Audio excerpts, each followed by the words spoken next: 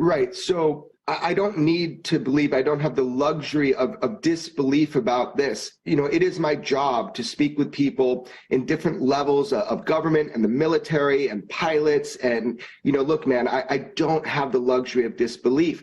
I know for certain, and it has been proved to me beyond a shadow of a doubt, that we have full intact craft and machines that we have been trying to reverse engineer. And I'll just say it, man, these machines, they're not from here. Whoever built these appear to be a non-human intelligence. Now, where they're from, because the word extraterrestrial means just not from Earth, but also the word alien. You know, what is alien? Alien is anything that is alien to us, right? So I know for certain that there have been limited comms or communications with whoever these builders, we'll just call them occupants or builders of these craft are. Now, are we being told the truth when we've had these comms with these builders or occupants, right? And that I have no idea. How could I possibly know? But I do know that we have reverse engineering exploitation programs for non-terrestrial technology, and I have brought forward witnesses. I brought forward witnesses publicly as well as privately. I brought witnesses forward. So within government, people know who they are. And I will be bringing a lot more people forward that have actually worked on these technologies, verified, bona fide, no mystery. They've been part of these reverse engineering SAP's special access programs. So look, man, it's happening. Now, what is the implication of this? And that's the huge question you just asked. You know, how could I possibly know? I know for me, I feel like I have a right to know, a need to know, and a personal duty to find out. But I also believe the global public has too. Look at it this way.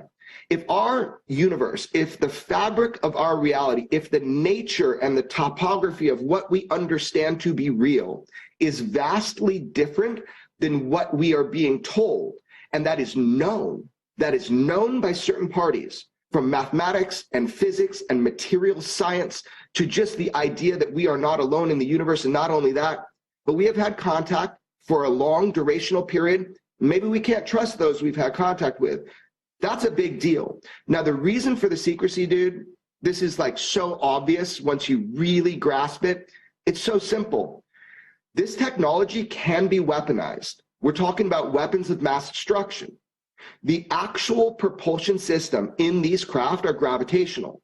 If anybody can catch up with the material science to making these materials, which you would need atomic layering in a zero gravity environment, if we were able to replicate that, let's say China does, let's say Russia does, all of a sudden what happens is that country has an advantage beyond anything that has ever occurred in the history of humankind. So this is being taken very seriously by people within our Defense Department. I can attest to that personally, that I know that to be true. This is not a fringe topic. This is classified at the highest level of national security within your government, within my government. Now, we got some goodies, and we're trying to work on them. But the big question is, how does it change humanity? How does it change the way that we interact with our family?